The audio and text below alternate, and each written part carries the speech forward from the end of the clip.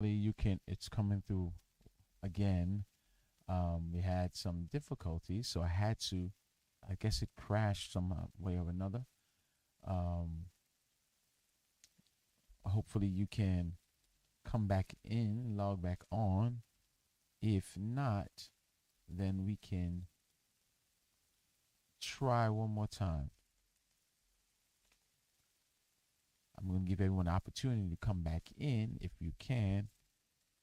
We try one more time. All right. For those of you that are on Facebook or YouTube, please, I apologize. For some reason, the system continues to crash on me. And I am trying to rectify what is going on with it right now. Hopefully, you can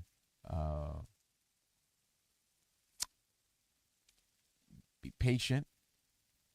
I do see a few you that turned back loud back on.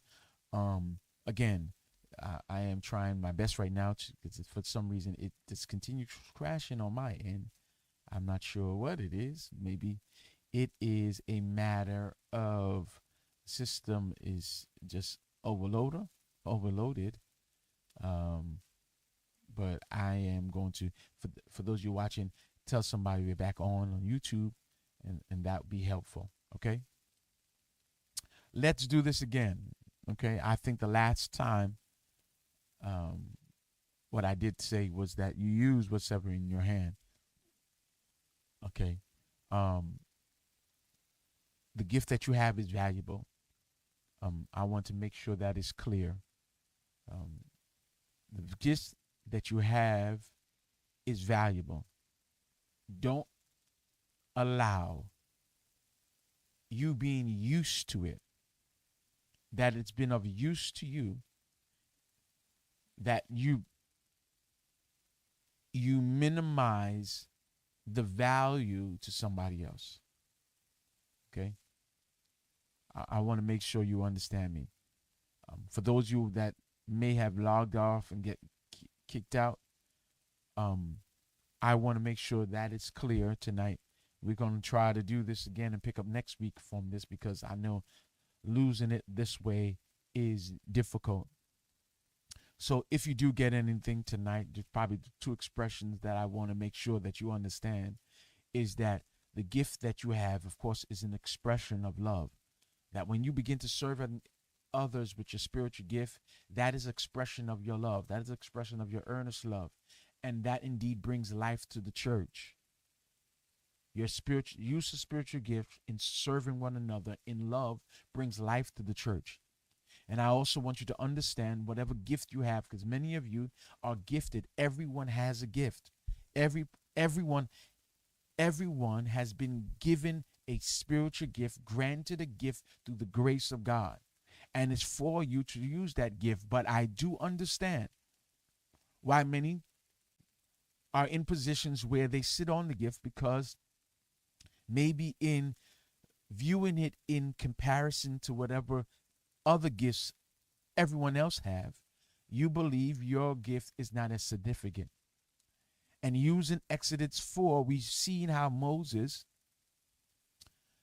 thought that no one would listen to him.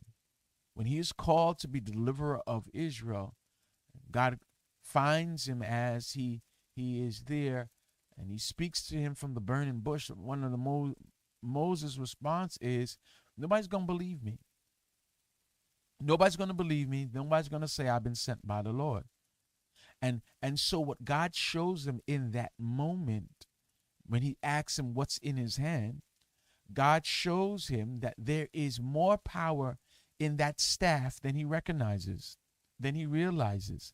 That he has more power in what's in his hands, but because what it is that we minimize the value, the power in what we have because we become so used to it. It was merely a shepherd's staff.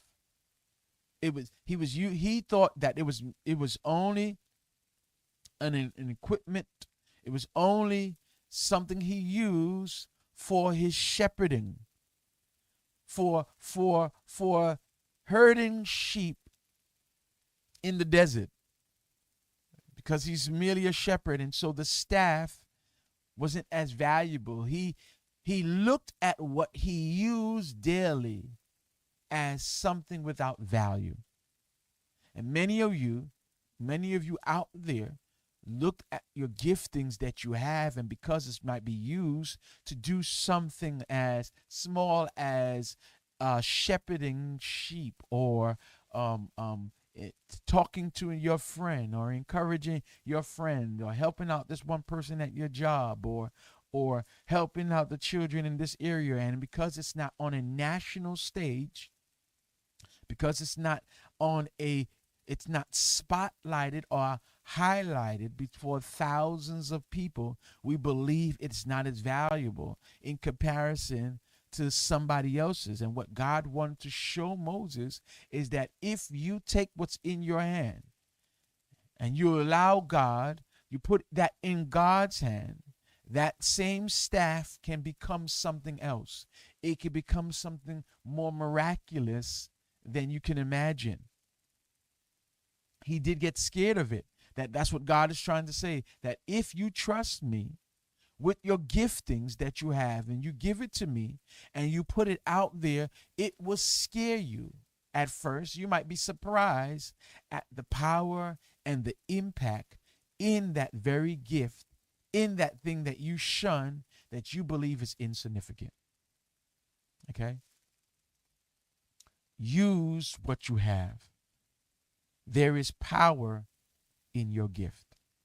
There is power in your gift. There is value in your gift. You are equipped with a gift.